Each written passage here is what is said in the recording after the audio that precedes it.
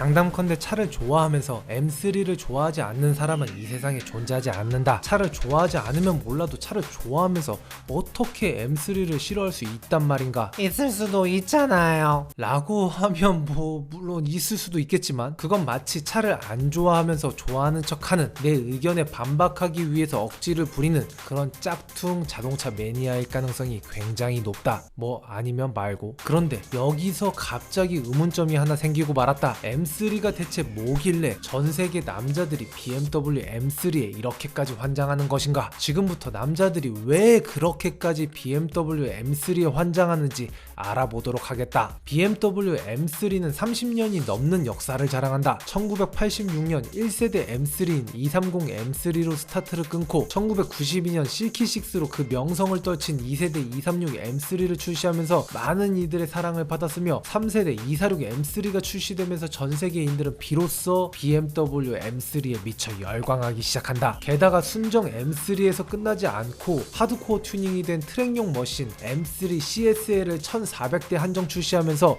M3의 명성은 날로 높아져만 갔다. M3 CSL 같은 경우는 순정 대비 110kg이나 가벼워졌고, 출고 때부터 세미슬릭 타이어를 끼우고 나올 정도였는데, 세미슬릭 타이어로 인해 공도에서 사고 위험성이 있음을 인지하고 구입함이라는 각서에 오너가 사인을 해야만 구입을 할 수가 있었다. 이쯤에서 M3 CSL의 배기음을 한번 듣고 가보도록 하자.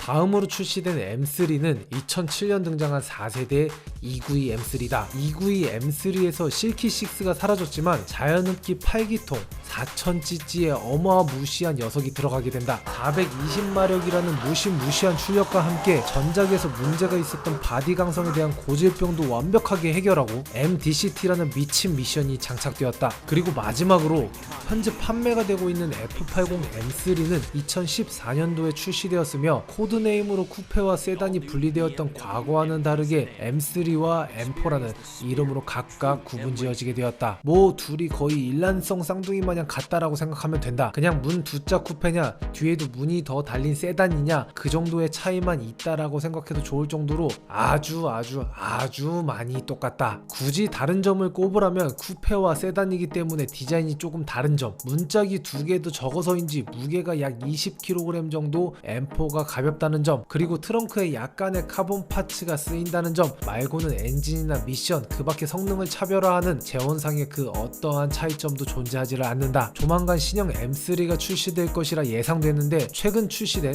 신형 M5는 놀랍게도 후륜구동에서 탈피해 4륜구동 모델로 출시되었다. 4륜구동이긴 하지만 한 가지 다행인 점은 후륜구동 모드를 선택해서 주행할 수 있다라는 점이다. 내가 한 가지 우려하는 점은 신형 M3도 신형 M5처럼 4륜구동으로 출시되지는 않을까 하는 점이다. 요즘 출시되는 고성능 차량들이 계속해서 4륜구동을 선택하는 추세인데, 그 이유 중에 하나는 높아진 출력 아웃풋이 뒷바퀴 두 개의 트랙션만으로는 감당하기 버거워져 앞바퀴의 도움을 받아야 하기 때문이다. 이러한 이유로 4륜구동이 분명 장점이 되기도 하지만, 반대로 그만큼 부품의 수가 늘어나고 무게가 늘어나면서 스포티함이 줄어들고 M3의 명성에 누가 되지는 않을까 걱정이 되는 것은 숨길 수 없는 사실이다. BMW에는 M3만 있는 것은 아니다. 과거에 잠깐 세상에 얼굴을 내비친 전설의 M1이 있었고, 막내 동생 1M을 시작으로 M2, M4, M5, M6, X5M, X6M, 그리고 머지않아 출시될 MA까지 BMW M 패밀리는 대가족 집안이다. 뭐니뭐니 해도 M3가 이 집안을 대표하는 얼굴이며 가장 사랑스럽고 가장 쿨한 녀석이지만, 이 영상을 보면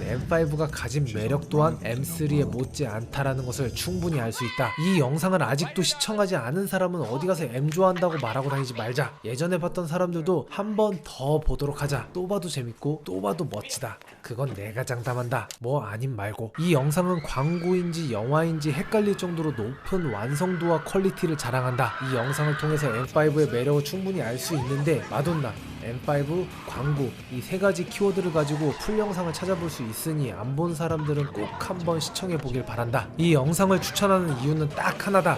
당신도 M바가 되길 바래서다. 이걸 보는 순간 당신도 분명 M바가 될 수밖에 없을 것이다. M이 가진 매력이 무엇인지 정확히 알고 헤어나올 수 없을 정도로 한번 깊게 빠져보도록 하자.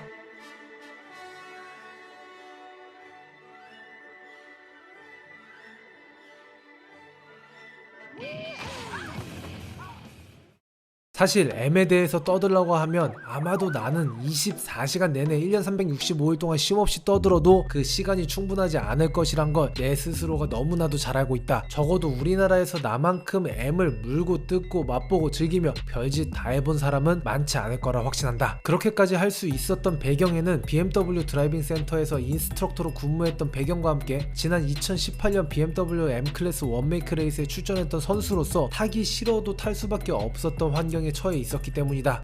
물론 M을 타기 싫었던 적은 단 한 번도 없었지만 다시 BMW M3로 돌아와보자. 오늘은 지난 모델을 잠시 접어두고 현재 판매 중인 F80 M3에 대해서만 자세하게 살펴보도록 하겠다. 직렬 6기통 3.0cc의 배기량으로 무려 431마력이나 뽑아내는 골뱅이가 2개 달린 트윈터보 엔진이다. F80 M3에 들어가는 S5 엔진은 순정 상태에서 56.1kg이라는 무시무시한 토크를 뿜어내지만 간단한 칩튠을 거쳐 말도 안 되는 마력과 토크를 더 뽑아낼 수 있는 잠재력이 미친 엔진이라고 볼 수 있다. 제로 100에 걸리는 시간은 단 4.1초밖에 안 되고 공인연비는 무려 9.6km 수준이다. 공차 중량은 1560kg대로 작지 않은 차체 사이즈와 어마무시한 출력 등을 감안해보면 정말 미친 수준의 기술력이 들어가 있다는 것을 알 수 있다. 차를 조금이라도 좋아하고 조금이라도 아는 사람들이라면 이러한 차를 만든다는 것이 얼마나 어려운 일인지 알 것이다.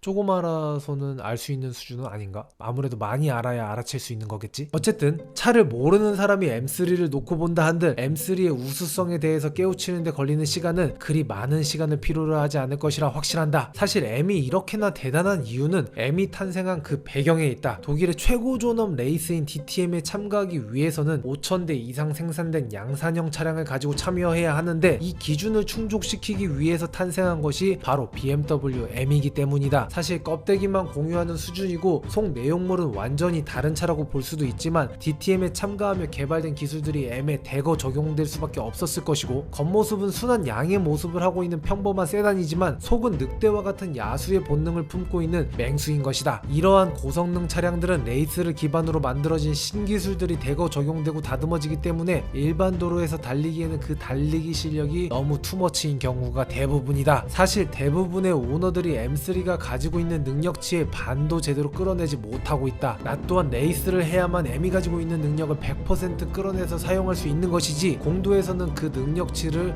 30%도 제대로 사용하지 못한다. 무서우리만큼 큰 잠재력을 가지고 있는 M3를 드라이버가 온전히 지배한다는 것은 절대 쉬운 일이 아니다. 하지만 어느 정도 경지에 올라서게 되어 M3를 손발 다루듯이 완벽하게 다루게 되면 눈앞에 새로운 세계가 펼쳐진다. 마치 아바타에서 토르쿠 막토를 끝끝내 길들여 내 맘대로 타고 다니는 느낌이 이와 비슷하지 않을까 싶다. 양산형 차를 가지고서도 퓨어 레이스카 못지않은 짜릿함을 느낄 수 있는 차량이며 순정 세팅에서 드리프트카 못지않게 멋진 드리프트를 즐길 수 있는 운전자가 원하는 모든 것을 채워줄 수 있는 만능 스포츠맨과도 같은 존재다. 하지만 반대로 M3의 능력치를 절반도 못 쓴다 할지라도 M3를 타면서 감동을 못 느끼는 것은 아니다. 단순히 직발만 느낀다 하더라도 단순히 강한 브레이킹 포스만 느낀다 하더라도 충분한 감동이 전달된 만큼 훌륭한 녀석이다. 자, 지금부터는 M3가 이렇게까지 뛰어난 성능을 어떻게 가질 수 있었는지 그 구체적인 요소에 대해 심층 분석을 해보도록 하자. M3의 공차 중량은 1560kg이다. 이게 얼마나 가벼운지 감이 잘 안 잡히는 사람들이 분명 있을 수 있다. 대부분의 사람들이 경쟁 모델로 생각하는 벤츠의 C63AMG와 아우디의 RS5만 놓고 봐도 충분히 알 수 있다. 벤츠의 C63AMG 같은 경우는 모델에 따라 조금 다르지만 1735에서 1815kg 정도의 공차 중량을 가지고 있다. 아우디 RS5 같은 경우는 1654kg의 공차 중량을 가지고 있다. 서킷에서 운전하는 게 취미인 사람들은 이 100kg의 무게가 얼마나 치명적인지 잘 알고 있다. 상식적으로 생각만 해봐도 무게가 가벼운 게 얼마나 유리한 고지를 점령할 수 있는지 아주 쉽게 알 수 있다. 바이크를 타는 사람들에게 이런 말이 있다. 배기량이 깡패다. 배기량이 클수록 가속력이 빠르다라는 표현인데 자동차 세계 설계와 서킷에서는 무게가 곧 깡패다. 출력이 조금 부족하더라도 차가 가벼운 만큼 코너에서 더 빠른 속도로 유지할 수 있고 랩타임도 그만큼 더 빠르게 나오게 된다. 그뿐만이 아니다.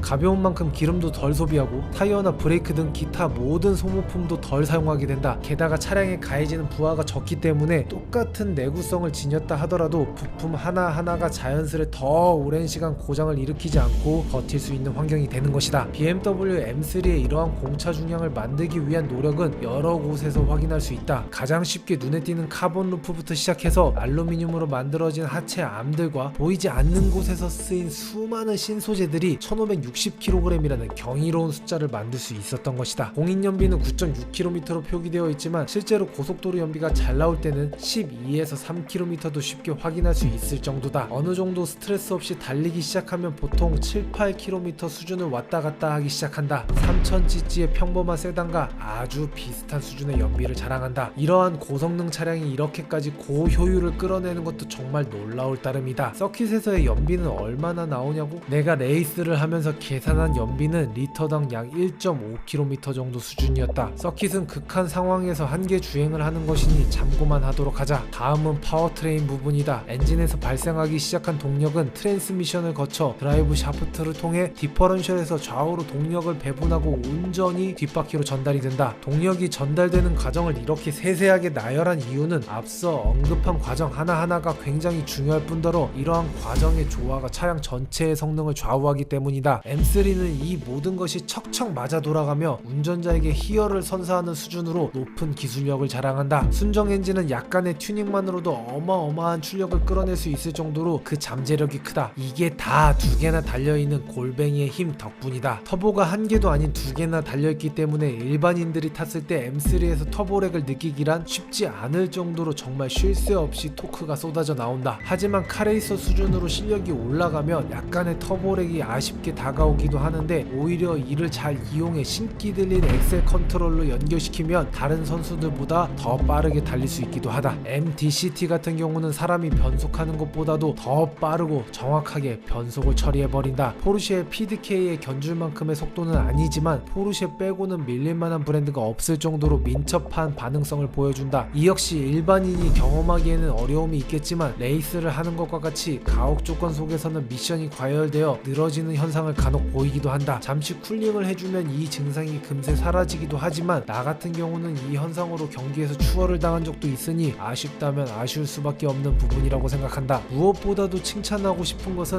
M-DIF라고도 불리우는 전자식 디퍼런셜 장치인데 이 녀석이 굉장히 영리하다. 작동 메커니즘에 대해서는 1시간을 설명해도 모자랄 수 있으니 다음에 기회가 되면 다루도록 하겠다. 필요한 상황에 맞춰 양쪽 바퀴에 전달되는 토크를 정확하게 묶고 풀어주며 운전자가 의도한 주행을 가능하게 만들어주는 아주 영리한 녀석이다. 단 한 가지 아쉬운 점이 있다면 그 내구성이 엔진이나 미션에 비해서는 약하다라는 단점이 있다. 주행 중에 간혹 툭 하는 충격과 소음을 동반하기도 하는데 데미지가 많이 쌓이게 되면 디프가 깨지는 일도 발생한다. 승차감은 꽤나 훌륭한 편이다. 고성능 차를 지향하고 만든 차임에도 불구하고 데일리카로 쓸 수 있을 만큼의 편안한 승차감을 느낄 수 있다. 사실 뭐 이건 개인차가 존재하긴 하지만 서스펜션이 단단한 차량을 많이 타본 사람들에게 M3는 아주 편안한 차로 느껴질 만큼 부드러운 승차감을 제공받을 수 있다. 3단계로 조절 가능한 댐퍼 값의 변화를 통해 평상시에는 부드럽게 다니고 서킷이나 와인딩을 할 때에는 단단하게 잡아줄 수 있다. 단 레이스를 할 때에는 서스펜션이 너무 무르게 느껴져서 조금 더 단단하면 어떨까 하는 욕심이 생기기도 하지만 레이스를 목적으로 만든 차는 아니다 보니 이러한 것까지 바라는 것은 과욕이라 생각한다. 승차감을 결정하는 아주 중요한 요소가 하나 더 있는데 그게 바로 소음 문제이다. 아무리 부드러운 서스펜션을 가졌다 하더라도 차량 내부에서 찌그덕거리거나 끼익 거린다든가 뭔가 소음이 발생한다면 차 안에 타고 있는 것 자체가 괴로울 수밖에 없다. 아쉽게도 브레이크부터 시작해서 실내 내장재들까지 여기저기서 아주 많은 소음이 발생한다. 아무래도 스포티한 주행을 하면 할수록 오래된 차면 차일수록 그 소음은 더 빈번하게 그리고 더 크게 나는 편이라 소음에 민감한 사람들에게는 정말 큰 스트레스가 될 수 있다. 뭐 난 별로 신경 쓰지 않는 편이라 스트레스 받은 적이 없긴 하지만 배기음은 조금 작은 편이다. 개인적으로 시끄러운 걸 좋아하는 편인데 조금 밋밋하지 않나 싶다. M 퍼포먼스 100이라고 순정 옵션이 있는데 이걸 선택하면 조금 더 우렁찬 배기음과 멋진 팝콘음을 들을 수 있다. 그 밖에도 다양한 애프터마켓 배기 파츠들이 존재하니 순정이 싫다면 취향에 맞는 선택을 하면 되니 이건 뭐 그리 큰 문제는 아닌 듯하다. 이 밖에도 칼 같은 5대5 무게 배분이라든지 노모씨가 운운하는 서스펜션의 지오메트리라든지 운전 못하는 사람도 잘하게 만들어주는 MDM 모드라든지 하고 싶은 이야기가 정말 산더미처럼 많이 쌓여있지만 이 영상의 끝을 여기서 보지 않으면 정말 언제 끝날지 나조차도 모르기에 여기서 이만 마무리하려고 한다. 다음에 기회가 되면 다른 M을 통해서 오늘 하지 못한 무수히 많은 이야기를 해볼까 한다. 자, 이쯤에서 오늘의 결론. 1. 전세계 남자들이 M에 열광하는 이유는 지금껏 내가 쉼없이 떠들었던 모든 것들이 M3에 완벽하게 버무려져 있기 때문이다. 2. 이만한 가격으로 어디 가서도 이만한 차를 살 수가 없기 때문이다. 3. 모터스포츠 역사와 함께 쌓인 기술력은 거짓말을 하지 않기 때문이다. 이것으로 전세계 남자들이 환장하는 빨간 M3 시승기를 마친다. 시승기를 위해 차를 제공해준 차주에게 진심으로 감사드리며 마지막으로 한마디만 하겠다. 고성능 후륜구동차를 찾는다면 무조건 M3가 정답이다. 끝.